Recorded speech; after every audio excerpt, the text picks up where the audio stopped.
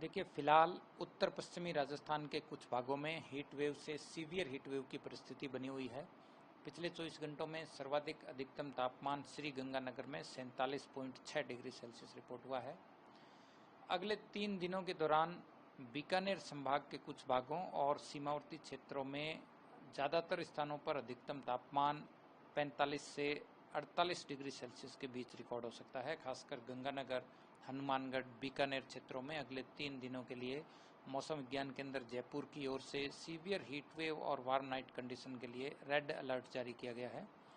इसके अलावा जोधपुर संभाग के जो सरहदी इलाके हैं, खासकर फलौदी, इसके अलावा जैसलमेर और शेखावाटी क्षेत्र के जो ज़िले हैं, इनमें भी अगले 2-3 दिनों के लिए हीट वेव की परिस्थिति बनी रहेगी। बात करें यदि बारिश और आंधी की, तो पूर्वी राजस्थान के कुछ भागों में, खासकर उदयपुर, कोटा संभाग में आंधी बारिश की गतिविधियां अगले 5-6 दिन जारी रहेंगी। वहीं जयपुर, भरतपुर और अजमेर संभाग के कुछ भागों में भी अगले 24 घंटों बाद दोपहर बाद शाम के समय थंडरस्टॉर्म, डस्ट स्टॉर्म और तेज हवाओं के साथ हल्की बूंदाबांदी कहीं कहीं हो सकती है।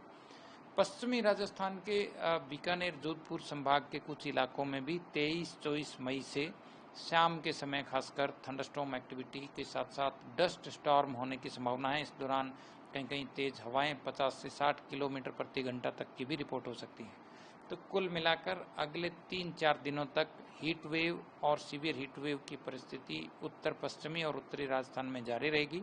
वहीं अगले 48 घंटों बाद राजस्थान के कुछ भागों में शाम के समय थंडरस्टॉर्म, डस्ट स्टॉर्म और हल्की बारिश की गतिविधियां भी शुरू होंगी और 25-26 मई के बाद आंधी बारिश के असर से 1 से 2 डिग्री तापमान में हल्की गिरावट होगी। इसके अलावा बात करें मानसून की, तो फिलहाल मानसून अगले 2-3 दिनों में केरल के तट पर पहुंचने के लिए परिस्थितियां अनुकूल बनी हुई है, यानी कि भारत में मानसून का प्रवेश अगले 2-3 दिनों में होने की संभावना है। इसके बाद देखें तो अरब सागर और बंगाल की खाड़ी दोनों में ही मानसून पहुंचने, केरल में पहुंचने के बाद आगे बढ़ने के लिए भी परिस्थितियां अनुकूल है। तो कुल मिलाकर फिलहाल मानसून तय समय से आगे चल रहा है और आगे बढ़ने के लिए भी परिस्थितियां अनुकूल है।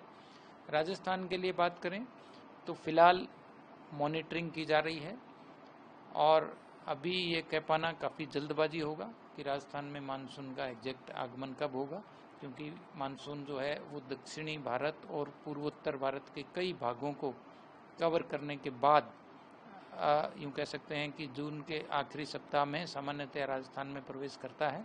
तो इस बार जो मानसून का आगाज़ है उस पर अभी बताने के लिए हम लोग मॉनिटरिंग कर रहे हैं और सही समय पर अपडेट करेंगे।